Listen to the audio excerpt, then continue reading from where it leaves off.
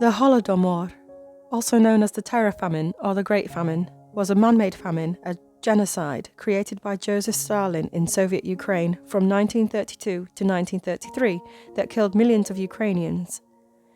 The Holodomor was part of the wider Soviet famine of 1932 to 1933, which affected the major grain-producing areas of the Soviet Union. Stalin took measures to destroy the Ukrainian peasantry and the Ukrainian intellectual and cultural elites to prevent them from seeking independence for Ukraine.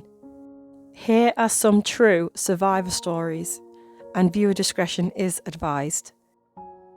I lived in Cherkasy, a city in central Ukraine. At my school, the teachers would tell us to keep our ears and eyes open and listen when we were at home, and then tell us to come to school and tell them what our parents had been saying, so our parents tried not to talk in front of their children. I remember it as if it was today. My mother brought home a small boy and a girl younger than me, and I heard as she asked them where their mother was. They said that their mother had brought them and left them on the street. It was already late in the evening, so my mother brought them home and fed them, and then in the morning she took them to the orphanage. The children were severely underweight and malnourished. The children's mother saw that herself she was dying and decided to leave the children in the streets and hope that someone would take them, because one had to be inhumane not to help two small children. Often my mother would warn me that if we ever told anyone what my parents were saying, they would take her away, and I'd be put in an orphanage. So I kept quiet because I was scared. People lived in fear, always, and this did not change until the war. Us children would go searching for food. We heard that there was a huge mound of grain at the train station, so we all ran over to the grain, but the entire mound of grain had been covered in gasoline so that people couldn't take it. And this is a fact, this is not a story. Nobody told me about this. I saw this myself as a small child, and people who would go and collect the grain stalks would be arrested. My family and I lived in Odessa during the famine.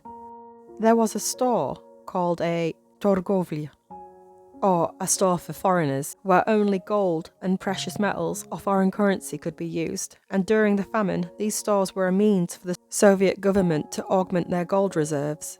Desperate starving people could trade gold or other family heirlooms for usually very small amounts of grain or other foodstuffs. One day my mother said, "I have to take your ring and earrings and take it to the shop to trade." I started to cry, saying, "These were from my godmother. Why are you taking them from me?" My mother said, "Because we don't have any money and there's a famine. You can't buy anything for money, only for gold and silver." So mother took the earrings and ring, and they weighed them down at the shop, and in exchange they gave her rice or butter or whatever she needed. I once went out into the street, and my parents got so angry with me, and they told me not to go into the street because children are being stolen.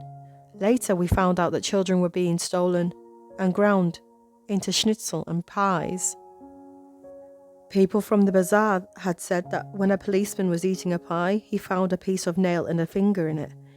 One day my mother told me that I could go to my Aunt Tanya's house, but to be careful and not to talk to anyone.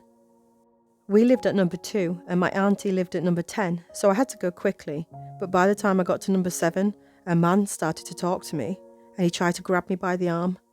Somehow I got away from him, and when I looked at his face, his eyes, they looked as if they were made from glass. I had heard that people who ate human flesh turned into animals. They get this kind of look in their eye. And the man said that if I told anyone, he would find me and kill me and my entire family. I was very, very scared. I lived in Ivanivka village when so-called forced collectivization came. At first, everyone was encouraged to join the kolkhozy, collective farms, but those who did not want to join were told that as long as they fulfilled the quotas imposed by the government, that they can then stay as individual farmers. And so, at first, many believed because the authorities had told them that as long as you fulfill your obligation to the government, then all the rest is yours. It simply means that they had to submit so much wheat and so much potatoes, meat, pigs, poultry, cows, and whatever is left will be more than enough for them to stay alive. But that was at the beginning. So in 1931, the quotas were increased to the point that if you fulfill the quota of submitting whatever you had, the produce, wheat, etc., then there wasn't much left for the families to live on. When the people had fulfilled the first quotas, compulsory quotas The government imposed the second quotas in a matter of 2 or 3 months, which the people and the Kalops were unable to fulfill. They just didn't have enough. That was considered to be counter-revolution. They assumed that the people still had enough food to fulfill the second quotas. Well, since people were not fulfilling, the government formed so-called brigades. They used to call them the 25,000s, that were trained and armed and sent to the villages, including ours, and I'm only talking about my village, that were going to every house searching for anything that was edible and just simply taking it. Those who protested, well, they were beaten up and quite often to death. Those who protested even more, they were simply shot in front of their own children and their wives and their mothers and so on. The people were dying on the streets and in their homes, in their houses because of the lack of food. It is understandable that at that age I was only 7 or 8 and I could not comprehend for the true reasons why the government would take our food from people so that they would be dying, but no one was willing to explain it to me, and because to talk about the holod or famine was against the law. My parents couldn't explain to me then because they were just simply afraid that if they did and I could start talking somewhere that they would be in trouble. And so when the terrible conditions came, that's in December and January, and the worst one was in February of 1933, there were a lot of people that have died. Every morning, the wagon, a corpse wagon, would come and stop at every house and start shouting, "Has anybody died overnight?" I lived in Kovalivka village. The famine was terrible. I was about 7 years old. My youngest brother died because he was too young to save himself. I went to the grain depots and I ate the grains a few times. That's how I survived. Those who couldn't do this died. Many died. We weren't allowed to collect grains, but we still did it. We'd hop over the road and go into the depot. When I went to school, very few children went during the famine.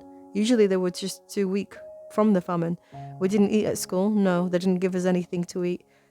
There was nothing to eat at school. Many people died in our village from starvation. The village wasn't close to any city. It was about 120 kilometers to Kyiv, and it wasn't easy to walk there. The famine was just terrible. Many people died, very many, perhaps half my village. But what can you do? It's frightening to even think about it. The famine was just terrible and I don't want to remember it anymore.